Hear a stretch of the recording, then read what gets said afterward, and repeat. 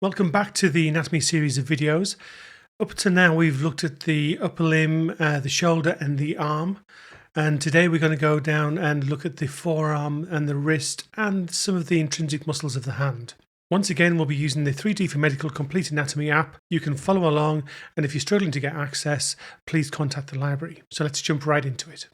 So here we are in Complete Anatomy, and what you're looking at now is the anatomical view of the right arm. We're now going to look into the forearm, the wrist and the hand. So in the forearm we have the radius, which is the lateral bone of the forearm. This is when we're studying the anatomical position, of course. And we've got the ulna. You'll notice that the ulna is much larger at the proximal end, smaller at the distal, and the radius is the other way around. So it rather looks as though the radius is the largest of the forearm bones, but this is only true at the wrist. At the proximal end, the radius has the radial head, which, although doesn't have a large role to play in elbow flexion, does provide a little bit of stability, and certainly does when the arm is loaded. So if you're in a presser position or pressing on or pushing something, then the radial head will be involved in flexion. If we just move in a little bit and just zoom in, we can get a head round what's here. This area here is the capitulum. So what we've got here is the radial capitellar joint. This is the trochlea of the humerus, and this articulates in the trochlear notch of the ulna. And at the back here we have the olecranon process. So back at the elbow, if we start to move distally,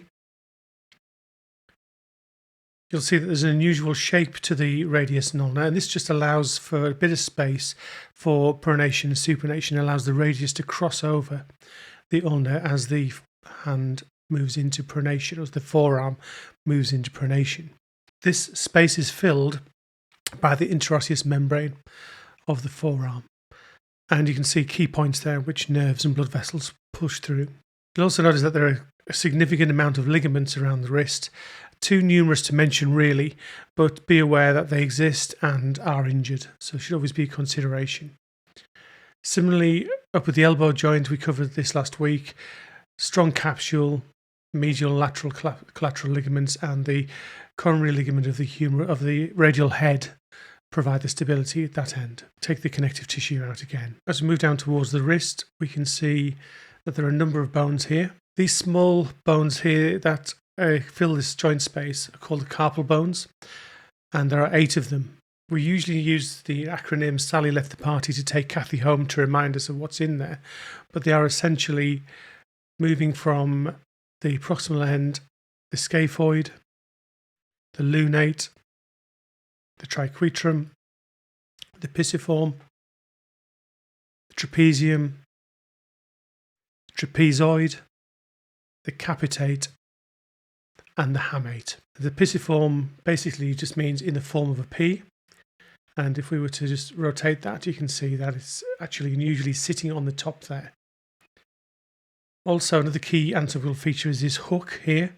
This is the hook of hamate, and these provide key anchor points and pulley points for tendons as they run down towards the wrist and the fingers. The next ray of bones are the metacarpals, 5th through to the 1st,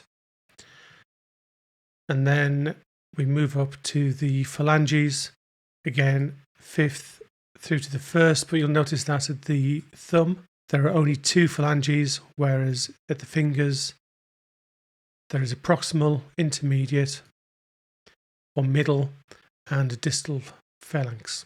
So let's layer up some muscles. So the forearm muscles are quite numerous and there's a fair amount to take in. So what we're going to do is we're going to break them up, and we're going to look at the flexors and then the extensor muscles separately, and then we'll move into the hand and look at some of the interossei and the thenar muscles in a little bit more detail. And between the 2 or 3 videos you should get a grip on how the hand, the wrist and the digits work together.